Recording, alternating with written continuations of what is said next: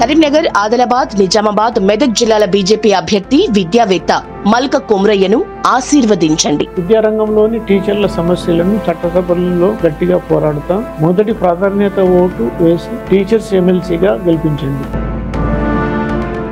Sir, ప్రపంచ క్రమాన్ని Trump ఏ రకంగా రూపొందించే అవకాశం ఉంటుంది ఈయన ఆలోచన సరళకి?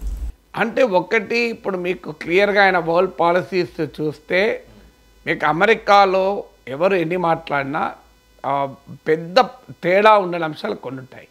మీకు ఉదాహరణకు ఇజ్రాయిల్ ఉంది.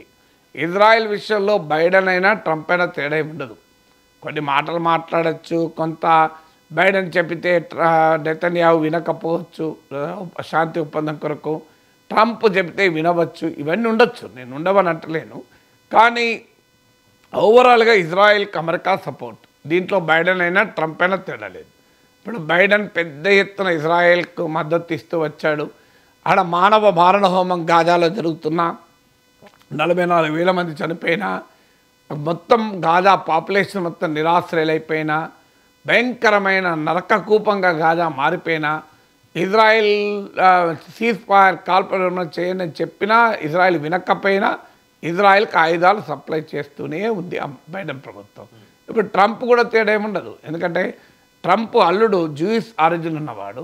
ఇతను ఇజ్రాయెల్లో ఉన్న రియల్ ఎస్టేట్ కంపెనీలతో బ్రహ్మాండమైన వ్యాపార సంబంధాలు ఉన్నాయి.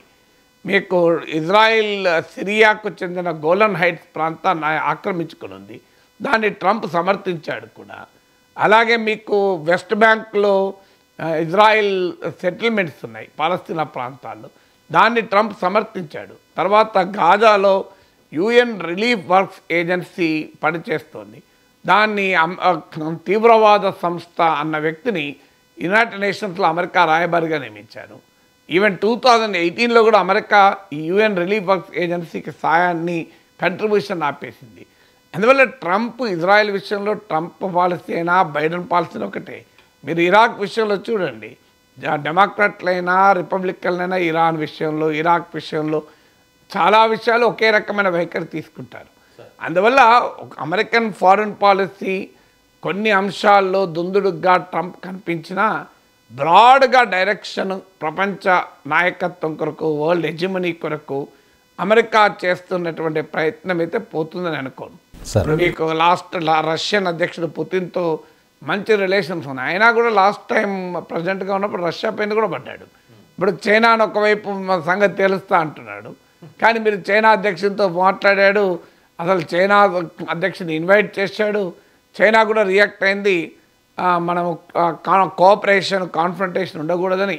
ట్రంప్ అమెరికా చైనా కలిస్తే ప్రపంచంలో అన్ని సమస్యలకు పరిష్కారం చెప్పచ్చు అన్నాడు.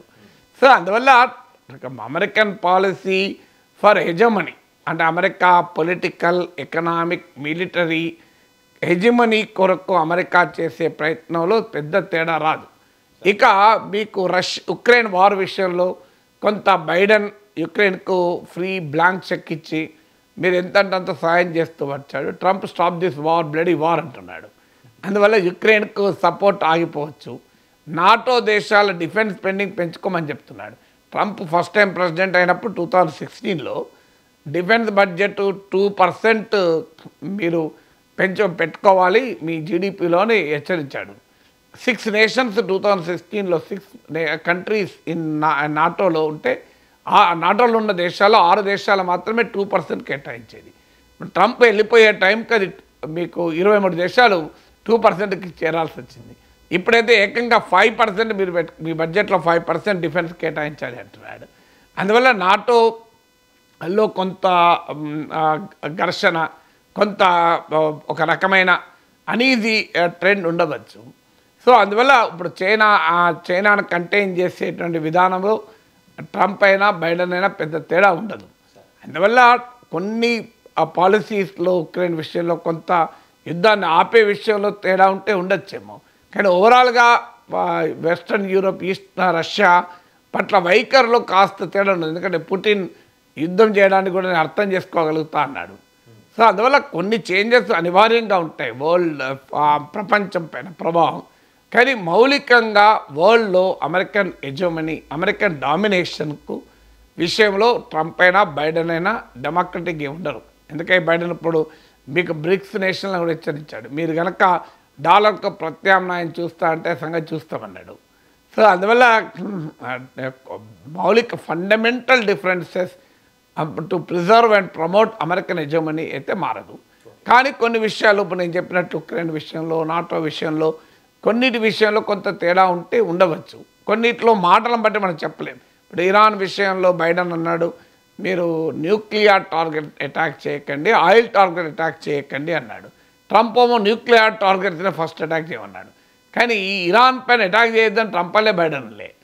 ఏది అటాక్ చేయాలన్న దగ్గరే తేడా ఉండదు. అది కూడా అధికారం లేనప్పుడు అన్నాడు. అధికారం వచ్చాక నిజంగానే మరి ఇరాన్ న్యూక్లియర్ ఫెసిలిటీస్ పైన ఇజ్రాయిల్ టార్గెట్ చేయాలని అమెరికా సమర్థిస్తుందా, అమెరికా కోరుకుంటుందా, that is again a question. So అందువల్ల డెఫినెట్గా కొన్ని అంశాలపైన ఫారిన్ పాలసీలో తేడా ఉండొచ్చు. కానీ ఓవరాల్గా అమెరికన్ సుప్రిమసీని నిలబెట్టే విషయంలో పెద్ద తేడా రాదు.